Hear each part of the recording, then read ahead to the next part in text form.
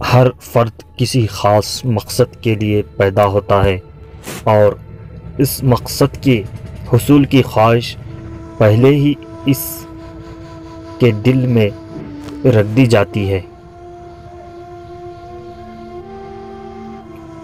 بیٹا کوشش میں لگا رہ، مرتے دم تک کوئی وقت ضرور آئے گا کہ عنایت خداوندی ہمراز ہوگی۔